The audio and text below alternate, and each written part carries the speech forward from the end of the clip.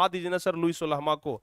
देखिए लुई सोलहवां यही व्यक्ति है, देख रहे हैं, राजा के जैसा लग रहा है कि नहीं लग रहा है? राजा के जैसा लग रहा है कि नहीं लग रहा है, जरा बताइए।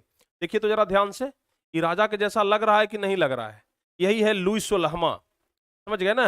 ये व्यक्ति कौन है? लुई सोलहवां है। यह इतना निरंकुशवादी था कि यह कहता था कि शासन तो करेंगे लेकिन जनता की भलाई नहीं करेंगे, अपने से मतलब रखेंगे। देख रहे हैं एकदम पहन ओढ़ के जीट जाट लगा दिया है, एकदम इधर बैच लगा लिया है, एकदम पूरा बाल उल बना लिया है बढ़िया से। कहने का मतलब कि यह सिर्फ अपने भोग विलास में लीन रहता था, यह जनता की भलाई नहीं करता था। जनता इसके खिलाफ आ गया, लोग इसके खिलाफ आवाज उठाना शुरू कर दिया कि नहीं भाई ऐसा राजा हमको नहीं चाहिए, ऐसा राजा रहेगा तो हम लोग को बर्बाद कर देगा। तो कुल मिलाकर के ना इस राजा के खिलाफ में लोग बोलना शुरू कर दिया, समझ गए? इस राजा के खिलाफ में लोग क्या कर दिया? बोलना शुरू कर दिया। यहां तक सारे बच्चों को समझ में आया? बताइए, सारे बच्चों को यहां तक समझ में आ गया? हाँ, तो क्या किया गया? कहा गया भाई कि देखो तुम्हारा पैतृक जमीन है, तुम पर सामंत कब्जा किए हुए हैं, तुम अपना जमीन हथियाओ, इसके लिए राजा के खिलाफ आवाज उठाओ। तुम यहाँ के नागरिक हो और तुमको इतना सताया जा रहा है, आवाज क्यों नहीं उठा रहे हो? आवाज उठाओ, एकता बनाओ। जब तक फूट रहोगे ना तब तक तुम पर कोई भी आएगा तुमको दो थप मार के चला जाएगा, इसलिए एकता बनाओ। उसके बाद जो अलग अलग झंडा तुम लोग रख लिए हो ना, सब झंडा को छोड़ो, कोई एक झंडा बनाओ पूरे फ्रांस का, और एक झंडा बना, सब लोग एकजुट हो गए। सब लोग समझने लगे कि हम यहाँ के नागरिक हैं, सब लोग अपना अपना अधिकार समझ गए, और तब जाकर के लोग राजा के खिलाफ क्या किए? आवाज उठाए। समझ गए ना? तब जाकर के लोग राजा के खिलाफ आवाज उठाए, और आवाज भी ऐसा उठाए कि राजा को पकड़ के काट दिया गया। समझ गए ना? राजा को पकड़ के काट दिया सब जनता लोग, और राजे को नहीं काटा, राजा के पत्नी को भी काट दिया। कैसे काटा आगे हम आपको बताएंगे। लेकिन यहां से एक सवाल जो कि आपके परीक्षा में अधिकांश बार पूछा जाता है, वह है कि 1789 ईस्वी के फ्रांस की क्रांति का मुख्य कारण क्या है? यह सवाल आपके परीक्षा में पूछा जाता है। अब बताइए, यह सवाल का जवाब एकदम आसान शब्दों में आप दे सकते हैं कि नहीं दे सकते हैं? इस सवाल का जवाब आप आसान शब्दों में दे सकते हैं कि नहीं दे सकते हैं? हमें तो लगता है कि दे सकते हैं। देखिए सवाल कर रहा है कि 1789 ईस्वी के फ्रांस की क्रांति का मुख्य कारण। क्वेश्चन बैंक उलट करके देख लेना आप लोग, ऐसे तो हम लास्ट में बताएंगे यह सवाल कब कब पूछा गया है, लेकिन आप लोग क्वेश्चन बैंक उलट करके देख लेना, यह सवाल बहुत साल पूछा गया है, बहुत बार पूछा गया है। तो सवाल है कि 1789 ईस्वी के फ्रांस की क्रांति का मुख्य कारण क्या है? तो इसका जवाब एकदम सिंपल हो जाएगा कि 1789 ईस्वी के फ्रांस की क्रांति का मुख्य कारण राजनीतिक, आर्थिक, राजनीतिक, बौद्धिक कारणों को माना जाता है। समझ गए? 1789 ईस्वी के फ्रांस के क्रांति का मुख्य कारण बौद्धिक कारणों को माना जाता है, राजनीतिक कारण को माना जाता है, आर्थिक कारण को माना जाता है। फ्रांस की क्रांति के समय निरंकुशवादी शासक लुई 16वां वहां का राजा था। लिखेंगे हम लोग, फ्रांस की क्रांति के समय वहां का राजा कौन था? लुई 16वां था।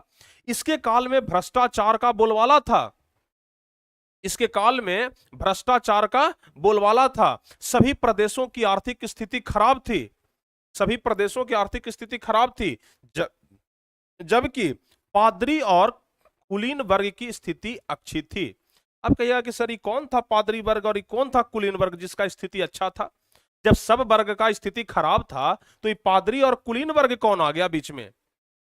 जैसे आप लोग हिंदू धर्म में जानते होंगे, ध्यान से समझिएगा, हिंदू धर्म में आप जानते होंगे कि एक पंडित जी होते हैं पूजा पाठ कराने वाले, जानते हैं ना? हिंदू धर्म में पंडित जी होते हैं पूजा पाठ कराने वाले।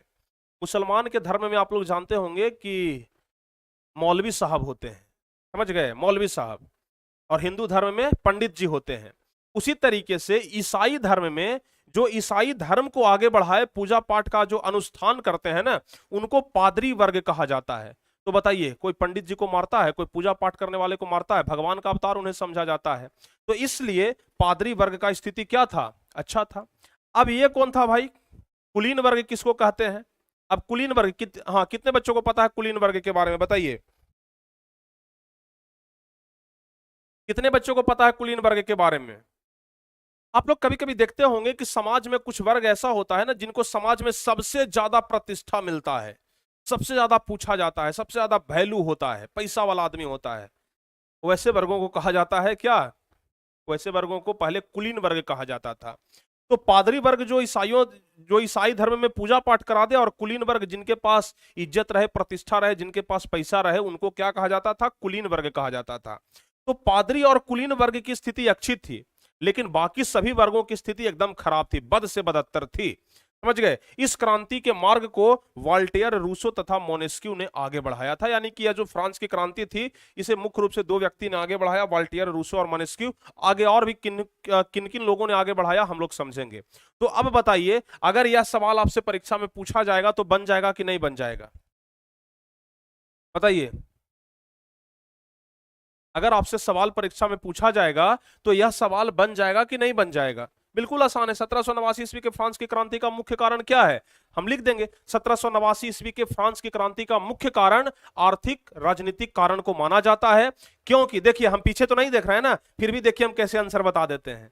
1789 ईस्वी के फ्रांस की क्रांति का मुख्य कारण आर्थिक, राजनीतिक एवं बौद्धिक कारण को माना जाता है, क्योंकि इस समय यानी कि 1789 ईस्वी में फ्रांस की राजगद्दी पर कौन बैठा हुआ था? फ्रांस का राजा कौन था? लुई 16वां था, जो कि बहुत ही ज्यादा निरंकुशवादी राजा था।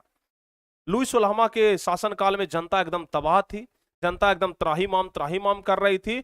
सिर्फ पादरी और कुलीन वर्ग की स्थिति अच्छी थी, बाकी सभी वर्गों की स्थिति एकदम दयनीय थी।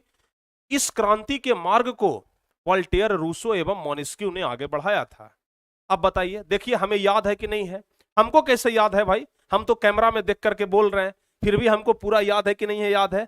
क्यों याद है? क्योंकि हम चीजों को समझ चुके हैं और आपको भी चीजों को समझा चुके हैं। तो अब आप लोग खुद से लिख लेंगे कि नहीं लिखेंगे? लिख लेंगे ना? आप लोग भी लिख लेंगे? वाह क्या बात है, आप लोग भी लिख लेंगे। चलिए, तो यहां तक समझ गए ना?